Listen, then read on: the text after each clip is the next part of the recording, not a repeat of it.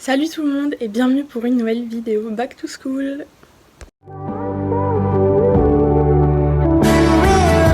Avant de commencer cette vidéo, il faut savoir que toutes mes fournitures scolaires, je les ai achetées à Cultura. Voilà, n'hésite pas à t'abonner, à liker et à mettre la cloche de notification pour recevoir toutes mes vidéos.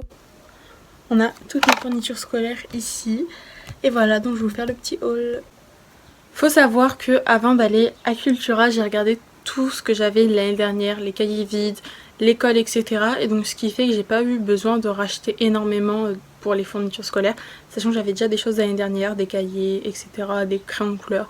Du coup j'ai racheté juste ce qui me manquait. Faut savoir qu'il y a cette trousse qui date de l'année dernière et qui est en super bon état, que je vais réutiliser cette année pour mettre mes cols, mes stylos, etc.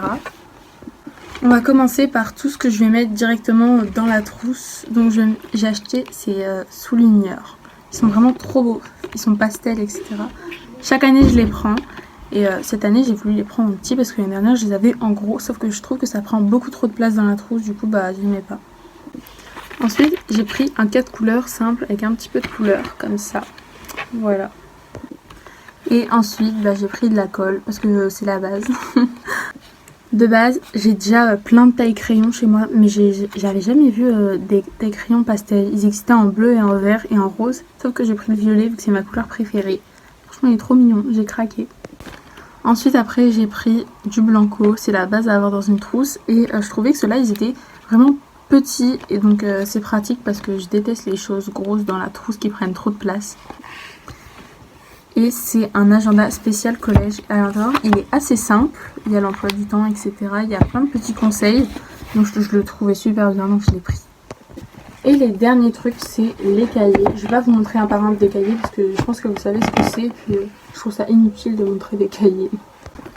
Il faut savoir que je vais pas faire ma trousse de crayons de couleur et de feutres, sachant que j'ai déjà, et l'année dernière on les a pas du tout utilisés. Donc je garde mes feutres et crayons de couleur de l'année dernière.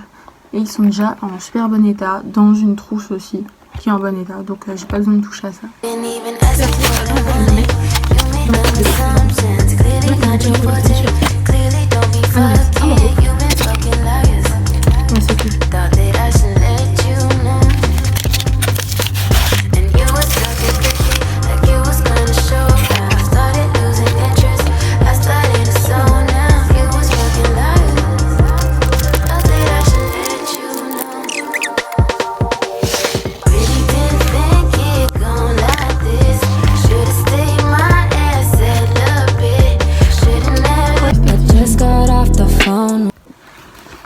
Une fois que j'ai fait ma trousse, je vais mettre tout ce que j'ai besoin le jour de la rentrée dans mon sac. Du coup, je vais venir mettre la trousse dans le sac. Au niveau cahier, etc., vous n'avez pas besoin de ramener tous vos cahiers et les manuels. Vous prenez juste un cahier et une pochette. La pochette, c'est vous allez mettre les documents qu'ils vont vous donner, etc. Et un cahier, on ne sait jamais si vous commencez en fait à écrire une leçon. Et ensuite, on va venir mettre l'agenda, on ne sait jamais, on le met toujours, en tout cas il faut toujours l'avoir dans le sac. On touche à la fin de cette vidéo, j'espère qu'elle vous aura plu, n'hésitez pas à mettre un pouce bleu et à la liker et à la commenter. Sur ce, je vous fais de gros bisous.